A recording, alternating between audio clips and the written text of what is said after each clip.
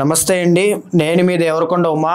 July మాసానికి సంబంధించి మాస ఫలితాలు ఒక్కసారి మనం చూసుకుంటే కనుక ఇందులో భాగంగా గ్రహ సంచారాన్ని మనం గమనిస్తే మొట్టమొదటిగా గురుగ్రహము అనేటువంటి ఆయన మే 15వ తారీఖు దగ్గర నుంచి మిథున రాశిలో సంచారం చేయడం ప్రారంభమైంది. మార్చి 30వ తారీఖు దగ్గర నుంచి శనిగ్రహ సంచారము అనేటువంటిది మీనరాశిలో సంచారం చేయడం ప్రారంభమైంది. మే 22, 23వ తారీఖు దగ్గర నుంచి రాహు కేతువుల యొక్క సంచారములు రాహు కుంభరాశిలోను కేతు సింహరాశిలోను సంచారం చేయడం ప్రారంభమయ్యాయి. ఇందులో భాగంగా ఇంకా చూసుకుంటే కనుక రవిగ్రహ సంచారము అంటే జూలై 16వ తారీఖు దగ్గర నుంచి రవి కర్కాటక రాశిలోకి ప్రవేశిస్తూ ఉన్నారు. అదేవిధంగా జూలై 27వ తారీఖు వరకు కూడా కుజుడు సింహరాశిలో సంచారం చేయడం, 27వ తారీఖు దాటిన తర్వాత నుంచి కుజుడు కన్యా రాశిలో సంచారం చేయడం జరుగుతోంది. ఇందులోనే భాగంగా మనం చూస్తే బుధగ్రహ సంచారం అనేటువంటిది కర్కాటక రాశిలోనే జూలై మాసం అంతా సంచారం చేయడం జరుగుతోంది.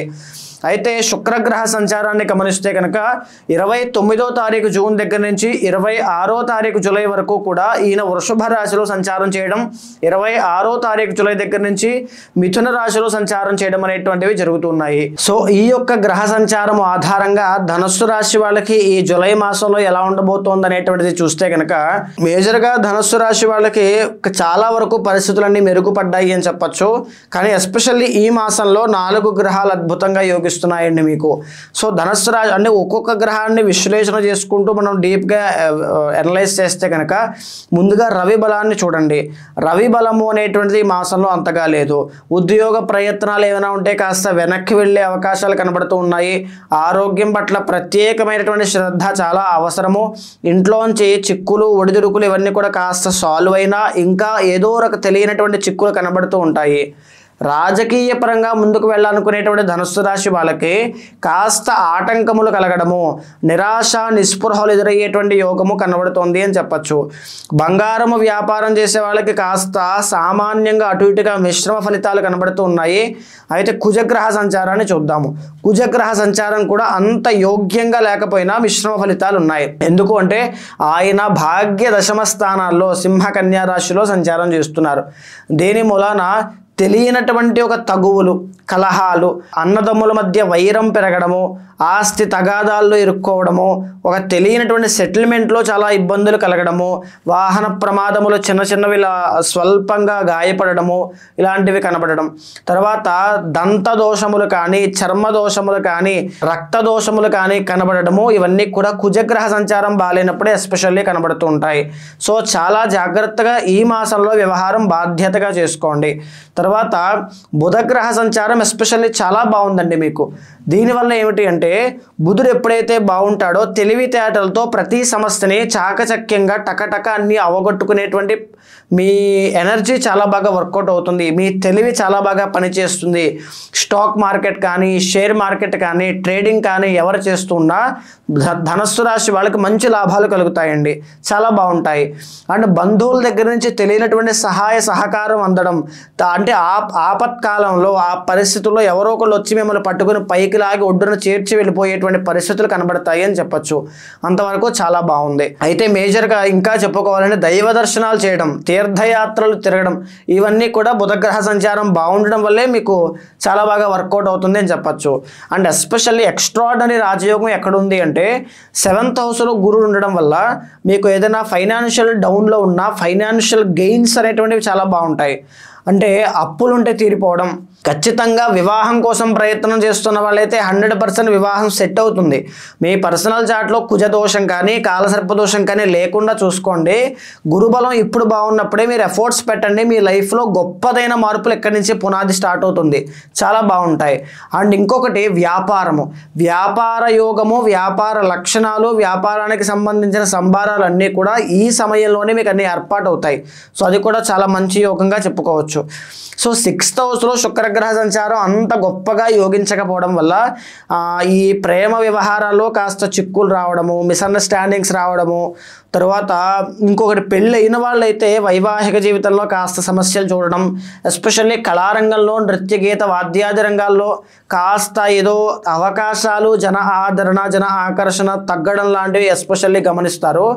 అండ్ ఆడవాళ్ళకైతే పర్సనల్ ప్రాబ్లమ్స్ అనేటువంటివి PCOD, PCOS సమస్యలు లాంటి విషయాల్లో రక్తదోషం విషయంలో విషయంలో కూడా చాలా జాగ్రత్తగా ఉండండి. సో అలాంటి గుప్త రోగములు రాకుండా, సుఖవ్యాధులు రాకుండా జాగ్రత్త పడండి.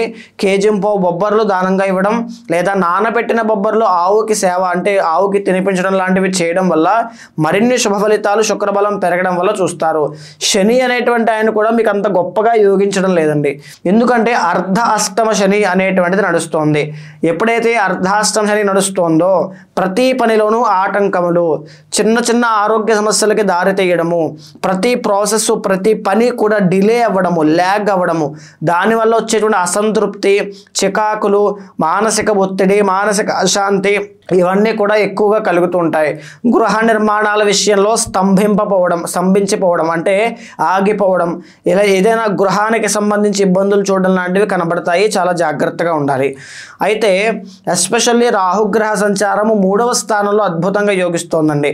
దీని మూలాన చేతి వృత్తి వ్యాపారం చేసుకునే వాళ్ళైనా, లేకపోతే స్వయం ప్రతిపత్తితో ఎదగాలి కోరిక ఆకాంక్షతో ఉన్న వాళ్ళైనా, పట్టుదలతో మీరు ప్రయత్నం చేస్తే ఎలాంటి పనినైనా సాధ్యం చేసుకునేటువంటి అవకాశాలు, పరిస్థితులు మీకు చాలా బాగా ఉన్నాయి. ధనుస్సు రాశి వాళ్ళు మీ పర్సనల్ చార్ట్ చూసుకునే ప్రధానమైన నిర్ణయాలు, బిజినెస్ అయినా, ఉద్యోగం అయినా, ఏదైనా పర్సనల్ చార్ట్ ద్వారానే ముందుకు వెళ్ళండి. చాలా బాగుంటుంది అని చెప్పచ్చు. అదేవిధంగా కేతుగ్రహ సంచారము 9th హౌస్లో బాగాలేదు. తండ్రితో వ్యతిరేకత, తండ్రితో వైరము ఇలాంటివన్నీ కూడా కనబడుతూ ఉన్నాయి. అండ్ మీరెవరికైనా డబ్బులు బయటకి ఇస్తే కనుక సహాయంగా కానీ, అప్పుగా కానీ అవి తిరిగి వచ్చేటువంటి అవకాశం కనబడట్లేదు. కాబట్టి చాలా జాగ్రత్తగా వ్యవహారం చేసుకోవాలి. ఆర్థిక విషయాల్లో ఆచితూచి బాధ్యతగా వ్యవహారం చేసుకోవడం చాలా అవసరం అని చెప్పచ్చు. అయితే ధనుస్సు రాశి వాళ్ళకి ఓవరాల్గా చూస్తే మిశ్రమ ఫలితాలు కనబడుతూ ఉన్నాయి. ఎస్పెషల్లీ ఆర్థిక విషయాల్లో కొంచెం జాగ్రత్తగా వ్యవహారం చేసుకోండి. అయితే ఈ మాసంలో, జూలై మాసంలో మీకు బాగా కలిసి వచ్చేటువంటి రోజు ఏమిటి అంటే గురువారం చాలా బాగా కలిసి వస్తుంది. మీరు దత్తాత్రేయ స్వామి యొక్క ఆరాధన చేసినా, శనగలు దానంగా ఇచ్చినా ఇంకా బాగుంటుంది. అండ్ ఎవరైతే శుక్రబలం కోసం ప్రయత్నం చేస్తున్నవారైతే బొబ్బర్లు దానంగా ఇస్తే అద్భుతమైన ఫలితాలు చూస్తారని చెప్పచ్చు. నెంబర్ 3 అనేటువంటిది ఈ జూలై మాసంలో బాగా కలిసి వచ్చేటువంటి నెంబర్గా చెప్పుకోవచ్చు. వైట్ కలర్ ఈ జూలై మాసంలో మీకు చాలా బాగా కలిసి వస్తుంది. అయితే పర్సనల్ చార్ట్లో చాలా డిఫరెంట్గా మీకు మాత్రమే యూనిక్గా ఉండేటువంటి పొజిషన్స్ చాలా ఉంటాయి. చాలామందికి జాతకంలో రాజయోగం ఉన్నా, గొప్ప గొప్ప యోగాలున్నా, ఉన్నాయని తెలియక వాటిని సద్వినియోగం చేసుకునే మార్గం తెలియక, ఒక గైడెన్స్ లేక చాలామంది ఇబ్బంది పడుతూ ఉంటారు. లేకపోతే ఏలినాడు శని ఉంది కదా అని చెప్పి నిరాశ నిస్పృహలకు లోనవ్వకుండా పర్సనల్ చార్ట్ చూసుకోవాలని ఎవరైనా అనుకుంటే కనుక ఖచ్చితంగా మీకు కింద కనిపించే నెంబర్కి కాల్ చేస్తే మా వాళ్ళు మీకు పూర్తి వివరాలు అందిస్తారు. మీతో మాట్లాడి మీ పర్సనల్ చార్ట్ చూసిన తర్వాత గోచారాన్ని పర్సనల్ చార్టే సమన్వయం చేస్తూ మీకు ఏ కష్టం ఉన్నా, ఏ కోరిక ఉన్నా దానికి సంబంధించిన శాంతి పరిహారములు మీతో ఆచరింపచేసి గొప్ప భగవత్ అనుగ్రహం కలిగేలా చేస్తాను.